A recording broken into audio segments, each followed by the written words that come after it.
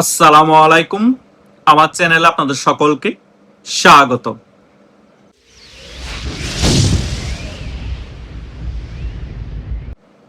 গত কিছুদিন ধরেই আমরা এনসিপির টোকাই নেতাদের বিভিন্ন বক্তব্য শুনতে পাচ্ছি। তারা এই জুলাই মাস আসার পর তারা বক্তব্য দিচ্ছে তারা নাকি আবার গোপালগঞ্জে যাবে।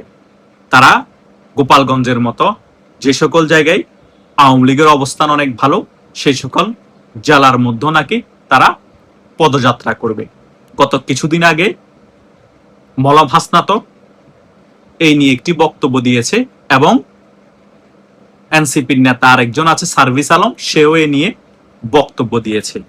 যখন দেখতে পেয়েছে এখন অবস্থা ঘোলাটে, গোপালগঞ্জ গেলে সেনাবাহিনী তাদেরকে আর প্রোটোকল দিবে না, প্রশাসনও আগের মতো তাদেরকে আর প্রোটোকল দিবে না, তখন তারা গোপালগঞ্জের পদযাত্রাকে ক্যান্সেল করে দেয় এবং অন্যান্য যে সকল জেলা আছে, যে সকল জায়গায় আওয়ামী লীগের অবস্থান ভালো ওই সকল জায়গায় যাবে, সে সকল বিষয় তারা ক্লিয়ার করে। গত বছরও কিন্তু তারা গোপালগঞ্জে মার্চ করেছিল এবং প্রোগ্রাম করার চেষ্টা করেছিল এবং তারা গোপালগঞ্জবাসীকে উস্কিয়েছিল যে তারা গোপালগঞ্জে গেলে যদি সেখানের জনগণ তাদের উপর কোনো ধরনের হামলা করার চেষ্টা করে তারা টুঙ্গিপাড়া শেখ মুজিবের মাজার ঘুরিয়ে দিবে। এই সকল বিষয়ের কারণে গোপালগঞ্জবাসী সম্পূর্ণরূপে খেপে গিয়েছিল। আর্মি পুলিশকে তোয়াক্কা না করে এই সকল টোকাই বাহিনীদেরকে, এই এনসিপির টোকাইগুলোকে আক্রমণ করে। অনেক কষ্টে সেনাবাহিনীর হস্তক্ষেপে তারা গোপালগঞ্জ থেকে নিরাপদে তাদের ঢাকার বাসস্থানে আসতে সক্ষম হয়। তা না হলে সেখানেই সেদিন তাদের পিঠের চামড়া তুলে ফেলা হতো এবং সেখানে তাদের দাফন হয়ে যেত। সেদিন সেনাবাহিনী পুলিশ এই সকল টোকাইগুলোকে রক্ষা করার জন্য গোপালগঞ্জে 6 জন সাধারণ মানুষকে হত্যা করে। এগুলো জাতি এখনো কিন্তু ভুলে নাই, এখনো কিন্তু গোপালগঞ্জে রক্তের দাগ শুকায়নি। এখনো আবার তারা সেই সাহস এবং স্পর্ধা করতেছিল, কিন্তু সেনাবাহিনী তাদের এই ডাকে সাই দিবে না বলেছে। সে কারণে গোপালগঞ্জ না গিয়ে তারা অন্যান্য জেলায় যাবে। অন্যান্য জেলায় গিয়েও যদি তারা উস্কানিমূলক কোনো বক্তব্য দেয়, এবার কিন্তু সেনাবাহিনী আর প্রোটোকল দিবে না, প্রশাসনও তোমাদেরকে বাঁচাতে পারবে না। জামা কাপড় খুলে তোমাদেরকে সরিষার তেল লাগিয়ে সে সকল জেলার জনগণ বাড়াম চালান দিবে। হয়তোবা যারা এখন টোকাই এনসিপি না তারা এমপি আছো, তাদেরকে হয়তোবা পুলিশ এবং তাদের বডিগার্ডের কাছে লাইসেন্স করা অস্ত্র থাকার কারণে প্রোটোকল দিয়ে তোমাদেরকে হয়তো বাঁচিয়ে ফেলবে, কিন্তু যাদের এই লাইসেন্স করা অস্ত্র নেই, যাদের প্রোটোকল থাকবে না, তাদের কি হবে? এনসিপি নেতারা শুধু তো তোমরা না, সে সকল জেলারও তো অনেক এনসিপি নেতা আছে। কি যে ভয়াবহ পরিণাম হবে তোমরা কল্পনাও করতে পারবে না। তোমরা জুলাই মাস আসলে তোমাদের অতি বাড়াবাড়ি বেড়ে যায়। তোমরা যদি জুলাই একটি গণ অভ্যুত্থান ঘটিয়ে তোমরা যদি জুলাই যোদ্ধা হয়ে যাও, তাহলে তো 1990 সালেও গণ অভ্যুত্থান হয়েছে, তাহলে তো ওরা নিজেদেরকে দাবি করতে পারে আমরা 90-এর যোদ্ধা, আমাদেরকেও ভাতা দিতে হবে। জুলাইয়ের গণ অভ্যুত্থানকারীরা যদি জুলাই যোদ্ধা হয়ে তারা নিজেরা ভাতা পেতে পারে, তাহলে 90-এর গণ অভ্যুত্থানকারীরা 90-এর যুদ্ধ হয়ে তারা কি ভাতা পাবে না? এবং 69-এর গণ অভ্যুত্থানে যারা ছিল তারাও তো বলতে পারে আমরা 69-এর যোদ্ধা। তারা যদি কেউ এখনো বেঁচে থাকে তাদেরও তো ভাতা দিতে হবে। এবং 1971 সালে যারা মুক্তিযুদ্ধ করেছে তাদের ভাতা কেন বাতিল করা হয়েছে? তাহলে কি বুঝাতে চাচ্ছে এই জুলাই যোদ্ধা বলে? কি বুঝাতে চাচ্ছে এই জুলাই যোদ্ধা বলে তাদেরকে ভাতা দিয়ে? একটি গণ অভ্যুত্থানিত হয়েছে, কতজন মানুষ মারা গিয়েছে সেটার কোনো ঠিক ঠিকানা নাই। এক এক জায়গায় এক এক ধরনের সংখ্যা আমরা শুনতে পাই। আদৌ এদেরকে কারা মেরেছে, এই স্নাইপার কারা চালিয়েছে সেটারও কোনো প্রমাণ নাই।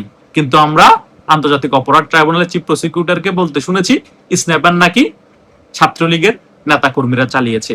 মানে চাপারও একটা লিমিট থাকে, মিথ্যাচারেরও একটা লিমিট থাকে। ক্ষমতা আছে সেই কারণে এভাবে দেদারসে মিথ্যাচার করলে তো আর হলো না। ছাত্রলীগের নেতা কর্মীরা যদি সত্যিকার স্নাইপারে চালাতো, তাহলে একটা ফুটেজ দেখান যে ছাত্রলীগের নেতা কর্মীদের হাতে স্নাইপার আছে। আমরা তো দেখতে পেয়েছি এই জুলাই জঙ্গিদের অনেকের হাতে স্নাইপার ছিল এবং এক আর্মি সাবেক মেজর তার হাতে স্নাইপার ছিল। কই সে সকল বিষয়ে কেন আন্তর্জাতিক অপরাধ ট্রাইব্যুনালের চিফ প্রসিকিউটর বলে নাই? আপনারা তদন্ত করুন, প্রমাণ করুন যে ছাত্রলীগের হাতে স্নাইপার ছিল, ছাত্রলীগ স্নাইপার দিয়ে গুলি করেছে। যদি প্রমাণ করতে না পারেন তাহলে আপনাদের যে এই সকল সাজানো আন্তর্জাতিক অপরাধ ট্রাইব্যুনাল সেটা আরো জনগণের কাছে হাস্যকর হয়ে যাবে। আমি 100% কনফিডেন্স দিয়ে বলতে পারি এই বিষয়টা আপনারা প্রমাণ করতে পারবেন না যে ছাত্রলীগ স্নাইপার দিয়ে গুলি করেছিল।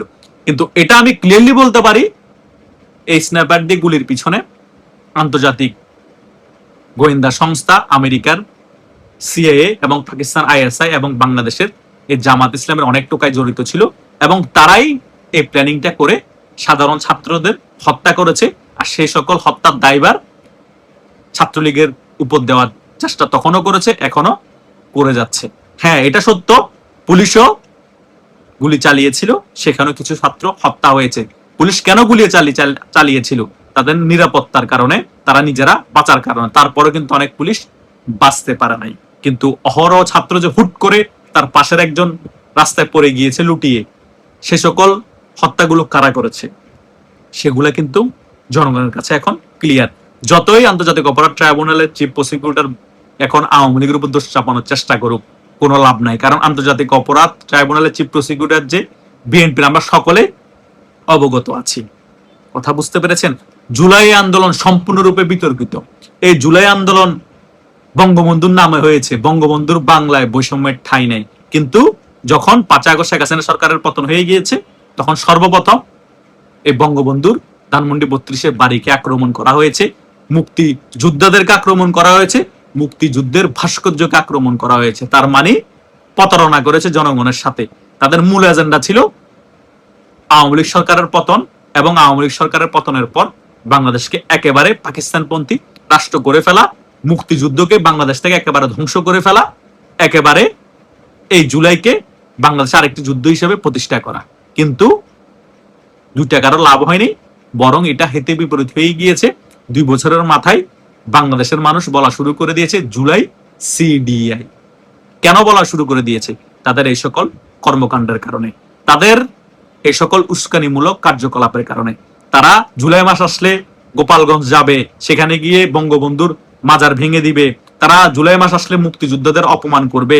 তারা আওয়ামী লীগ যেখানে শক্তিশালী সে সকল জায়গায় গিয়ে উস্কানি দিবে। আবার সেখানে যখন ভেজাল বাজবে বলবে যে এরা নিষিদ্ধ সংগঠন এখন আমাদের উপর আক্রমণ করছে। নাটকবাজি, পিঠের চামড়া একটারও থাকবে না। আওয়ামী লীগ যদি বাংলাদেশের রাজনীতিতে ফিরতে পারুক বা না পারুক, সুযোগ বুঝে সবগুলোর পিঠের চামড়া তুলে ফেলা হবে, বাংলাদেশের জনগণই তুলে ফেলবে। বাংলাদেশ থেকে বাংলাদেশ আওয়ামী লীগকে তোরা ভ্যানিশ করবি না। যে বাংলাদেশ জন্মের পিছনে বাংলাদেশ আওয়ামী লীগের অবদান, যে বাংলাদেশ আওয়ামী লীগের নেতৃত্বে যে দেশে মুক্তিযুদ্ধ হয়েছে, সে এত বড় রাজনৈতিক দলকে তোরা ভ্যানিশ করে দিবি। তারা রাজনীতি করতে পারবে না। তোদের মতো রাজাকারের নাতিপুতিরা বাংলাদেশে বুক ফুলিয়ে রাজনীতি করবে এবং বাংলাদেশের সাধারণ মুক্তিযুদ্ধের পক্ষে শক্তি যারা কর্মী আছে তাদেরকে মেরে ফেলবে, তাদেরকে জেলে দিবে। এটা কতদিন করবে? আর বেশি দিন নাই। অত্যাচারের লিমিট তোরা ক্রস করে ফেলেছস। তোরা বিএনপিকে এই সকল উল্টাপাল্টা জিনিস মাথায় ঢুকিয়ে দিয়ে বিএনপিরও অবস্থা 12টা বাজিয়ে দিয়েছস। তোদের কারণে আওয়ামী লীগ যদি বাংলাদেশের রাজনীতিতে ফিরে আসে এবং ক্ষমতায় আসে, বিএনপির অবস্থা খারাপ হয়ে যাবে। কিন্তু এটা সত্য, যতই স্টিমুলার চালা, যতই হত্যাযোগ্য চালা, যতই আওয়ামী লীগকে নিষ্ক্রিয় করার চেষ্টা কর, কোনো লাভ হবে না। আমি একেবারেই 1000% সিউরিটি দিয়ে বলছি, খুব শীঘ্রই বাংলাদেশ আওয়ামী লীগ দ্বিগুণ শক্তি নিয়ে বাংলাদেশের রাজনীতি ফিরে আসবে এবং শেখ হাসিনাও ফিরে আসবে, আল্লাহ যদি ওনাকে হয়াত দেয়, এবং বাংলাদেশ আওয়ামী লীগও বাংলাদেশে আবার ক্ষমতায় আসবে। কেউ ঠেকিয়ে রাখতে পারবে না। এটা আমি দায়িত্ব নিয়ে বললাম।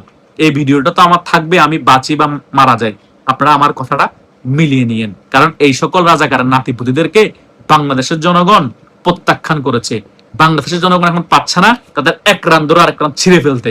তারা বাংলাদেশের জনগণের সাথে যে প্রতারণা করেছে, বাংলাদেশের জনগণ এখন রাগে ক্ষোভে ফুঁসে আছে, শুধু সুযোগের অপেক্ষায়। একটারও পিঠের চামড়া রাখবে না, সবগুলারে রাজুতে এবং শাহবাগ চত্বরে টাঙ্গিয়ে রাখবে। মিলিয়ে নিয়েন। ধন্যবাদ সকলকে।